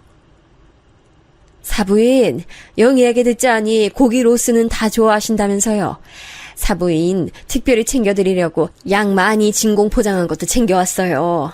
이거 구워 드시면 정말 맛있을 거예요. 숙성이 아주 제대로 됐거든요. 아이고 뭐 이런 걸 다 주고 그러세요. 고기는 마트 가면 1년 365일 살 수 있는 걸 굳이 이렇게 보냉 가방에 바리바리 넣어서 가져오실 필요가 있으셨을까 싶네요. 무튼 주신다니까 감사히 챙겨가겠습니다. 맛있게 먹을게요. 보냉 가방의 맨 아래에 있던 것을 챙기던 시어머니께서 돌연 헛구역질을 하셨어요. 이유는 보냉 가방 위로 한 겹 더 포장하듯 둘러맨 보자기 천이 있었는데요. 그게 새 제품이어서 섬유 자체의 냄새가 크게 나고 있었는데 돼지고기 냄새와 혼합되면서 시어머니 비위를 건드렸나 봐요. 아니 그러길래 애초에 왜 이런 걸 들고 와서 나눠주고 그래요? 여기가 무슨 도떼기 시장 정육점인 줄 아세요? 아유 품격 없어. 시어머니는 금세 짜증을 내셨는데 말투가 너무 신경질적이고 목소리가 격양돼 있어서 듣는 사람이 무안할 정도였어요. 그런데 엄마께서는 옅게 웃어 보이시는 게 다였습니다. 제가 생각이 짧아서 민폐를 끼쳤네요. 죄송합니다. 정중하게 사과를 하셨는데 황당하게도 시어머니는 바로 이게 마음에 안 드신 모양이었어요. 억척스러운 거 다 알고 있는데 세련된 척하면서 바로 사과하는 건 또 뭐야? 나처럼 급 높은 사람 흉내내는 것 같아서 은근히 기분이 안 좋네. 분명 혼잣말이었지만 겨냥 상대가 제 엄마임을 알아차린 저는 시어머니는 정말 이상한 신분이니까 결혼 생활에서 되도록 최대한 접점 하나 안 만드는 게 최선이라는 결론에 도달했습니다. 이걸 지키고 살았어요. 시댁엔 웬만하면 얼씬하지 않았고 절대 혼자 방문하는 일은 없었습니다. 남편이 중간 역할을 잘해주기도 했고요. 덕분에 버텼네요. 그러던 어느 날 작은 신우가 결혼한다는 소식이 들려왔는데요. 결혼 상대는 국내 굴지의 대기업에 재직 중이고 집안에 고학력자들이 굉장히 많다는 정도로만 저는 소개를 들었습니다. 시부모님께서 무척 그 상대를 마음에 들어 하셨고 특히나 시어머니께서 쌍수를 들고 반기셨다는 후문이었네요. 사는 곳이 가깝지도 않고 작은 시누이가 워낙 바쁘게 사는 인물이기도 해서 그간 접점이 너무 없었는데 결혼한다길래 그때부터 카톡으로 연락을 꽤 주고받았네요. 잘은 몰라도 결혼하기로 한 상대가 작은 시누이는 무척 마음에 든 모양이었어요. 사람이 잘난 체 하는 것도 전혀 없고 책임감도 강하고 엄청 진중한 스타일이에요. 집에서 장남이라 그런가 봐요. 집안 분위기도 너무 화목하고 서로 아껴주길래 그거 보고 제가 이 남자 절대 놓치면 안 되겠다 싶어서 먼저 결혼하자고 졸랐어요. 어머, 그랬던 거였어요? 아가씨가 그러면 그 집안 맏며느리 되는 건데 막내로 살아온 입장으로 혹시 부담스럽거나 걱정되진 않으세요? 그런 거 전혀 염려 안 될 정도였다면 아가씨가 진짜 많이 사랑하는 사람 찾으신 거세요. 너무 축하해요. 결혼식장은 호텔로 제가 알아보고 있는 거 아시죠? 멋진 결혼식 올려서 다들 좋은 시간 보내실 수 있도록 그렇게 해볼게요. 행복한 결혼을 앞둬서 그런지 작은 시누이에게서 밝은 에너지가 뿜어져 나오더라고요. 너무 보기 좋았어요. 멋진 결혼 상대 만난 것에 대한 축하의 마음이 쏟아났죠. 그런데 시어머니께서 은근 찬물을 끼얹으시더라고요. 아유, 자식 넷 중에 딱 하나만 유별나게 결혼을 좀 수준 뒤떨어지게 했는데 이런 걸 두고 바로 오게티라고 하는 거겠지. 이래서 삶이란 완벽할 수 없다고 하는 걸 거야. 어머님, 제가 첨언을 드려보자면요. 화목한 수준이 높다면 그 결혼은 누구보다 성공한 게 아닐까요? 수준의 정의를 어디에 두느냐에 따라서 많은 게 달라진다 생각해요. 생긴 것만 보면 유들유들하니 순하게 생겨가지고 목소리도 얌전할 것 같은데 말을 100개만 하면 쓸데없이 줄줄 흘러나오니 너도 참 매번 한숨 나오게 만드는구나. 아유, 넷 중에 딱 하나 그 아쉬운 결혼이 두고두고 이렇게 후회될 줄 알았다면 기를 쓰고 말렸을 것을. 그 정도로 많이 아쉬우세요? 하지만 어머님, 제가 잘 알진 못하지만 아주버님께서는 일을 사랑하시는 것만큼 가정을 아끼시는 분이세요. 그러니까 아주버님 너그러이 봐주세요. 너 지금 뭔 헛소리를 하는 거야? 우리 장남은 왜 들먹거려 갑자기? 네? 어머님께서 자꾸 아쉬운 결혼 어쩌고 하시는 게 아주버님 얘기잖아요. 미국 엄청 싫어하시는데 지금 미국 가서 아직도 안 돌아오고 계시니까요. 아니. 수준 높은 집안 여자하고 잘 결혼한 우리 장남 말고 작은 아들, 돼지 비린내 퍽퍽 풍기는 집안 여자, 너랑 결혼한 우리 아들 준성이! 시어머니께선 격분해서 말씀을 끊어 뱉으시더니 이내 뒷목을 잡으셨어요. 하여간 다혈질이었죠. 저는 모른 척 자리를 떴고 이런 제 태도가 시어머니 심기를 자꾸 건드려댔나 봐요. 웬만하면 남편에게 다이렉트로 말씀 안 하시는 시어머니께서 하루는 전화를 다 하셨습니다. 걔는 애가 왜 그렇게 말도 못 알아쳐먹고 은은하게 싸가지까지 없니? 응? 걔 너한테도 그러지? 아유, 하여간에 무식해가지고 엄마는 우리 춘성이만 생각하면 마음이 아파. 마음이 막 찢어져. 더 잘나고 멋진 여자 우리 춘성이는 충분히 골라 잡아서 결혼할 수 있었는데. 엄마, 그런 얘기는 왜 하세요? 저 결혼해서 잘 살고 있어요. 나도 알아. 아는데 불쑥불쑥 아쉬운 마음이 드는 거 이건 어쩔 수 없는 부모 마음이야. 너도 이 다음에 네 자식 결혼한다고 하면 그때 가서 내 마음 다 이해할 거야. 준성아, 네 동생은 명문대 나오고 대기업 다니고 집안 교육 수준도 높은 아주 다 갖춘 남자 물어다가 결혼하는데 넌 이거 보면서 뭐 느끼는 것도 없어? 잘 모르겠는데요.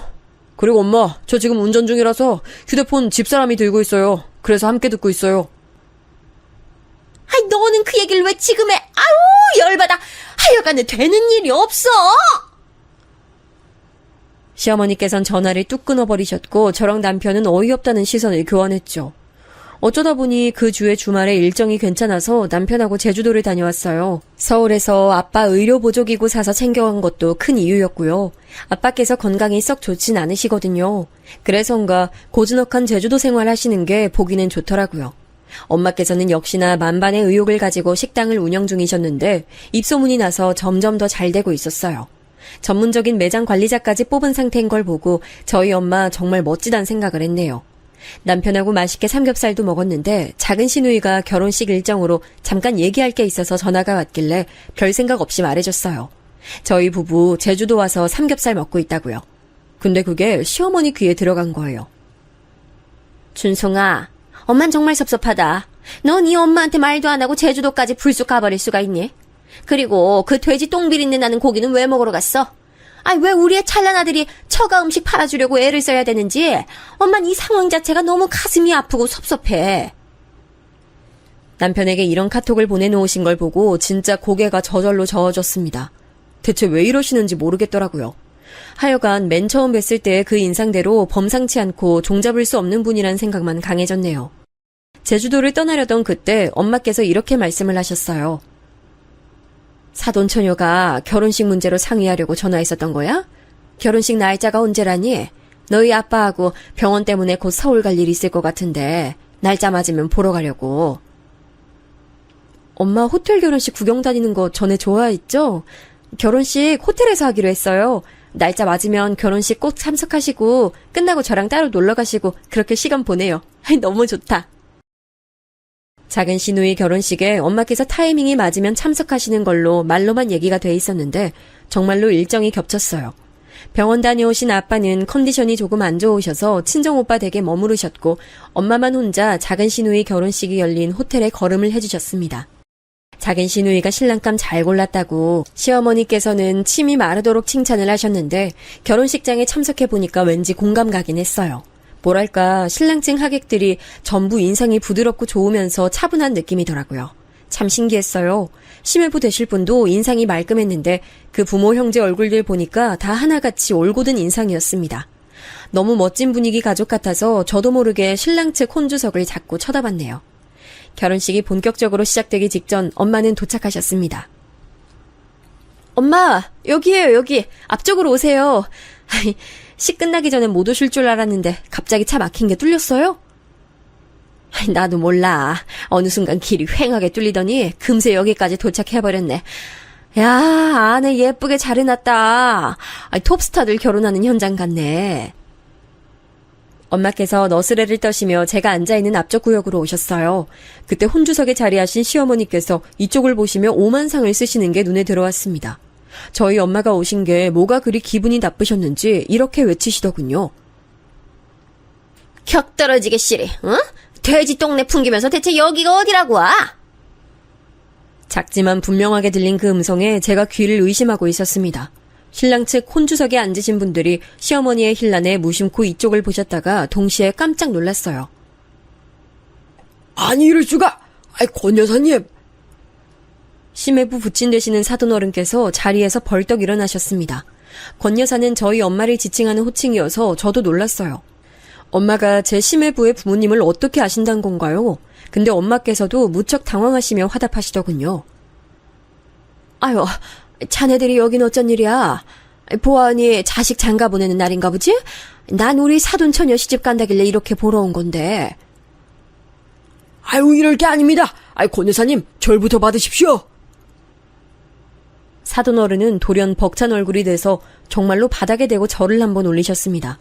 그 모습을 보고 저도 놀라고 다른 모든 사람들도 놀랐지만 시어머니만큼 놀라진 않았을 거예요. 무척 당황한 시어머니께서 목소리까지 떨며 물어보셨거든요. 혹시 따로 아는 관계이신 건가요? 예, 그렇고 말고요. 우선 권 여사님께서는 저희 지역 거물로 꼽히시는 분이십니다. 그게 비단 건물도 있고 땅도 있기 때문만이 아니라 지역 주민들을 위해 정말 좋은 일도 많이 하셨기 때문이에요. 특히 형편 어려워 학업 제대로 이어가기 힘든 학생들을 정말 많이 후원해 주셨습니다.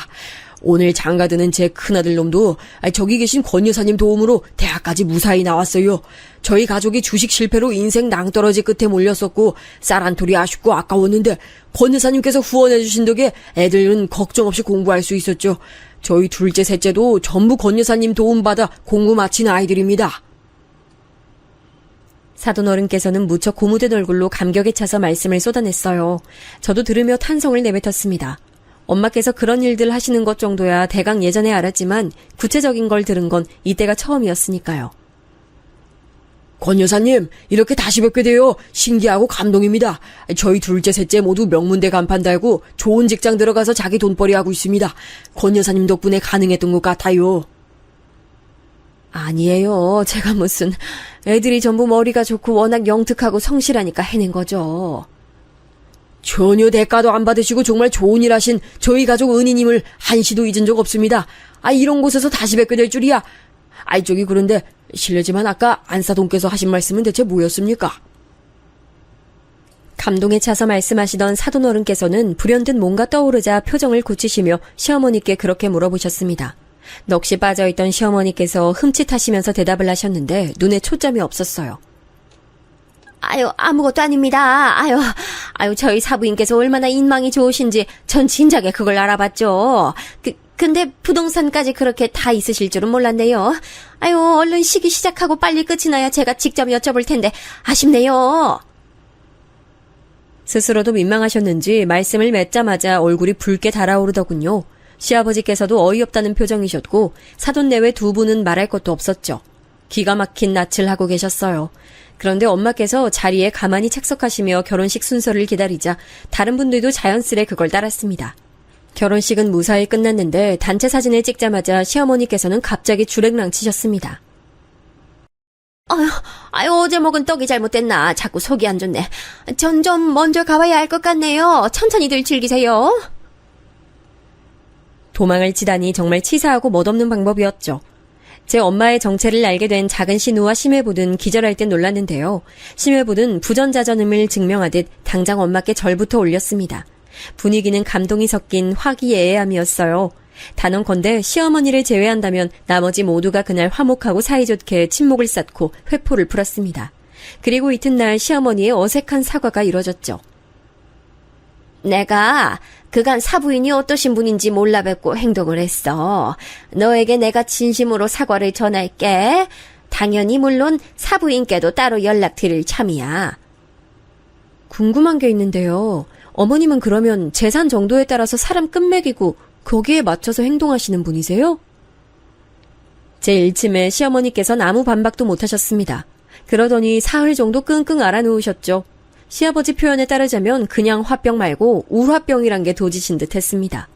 어쨌거나 이때 털고 일어나신 이후론 저에게 눈치 안 주시고 잔소리 안 하시고요. 특히 남편에게 결혼 잘못했다느니 하는 내용의 기억자도 안 꺼내게 됐네요.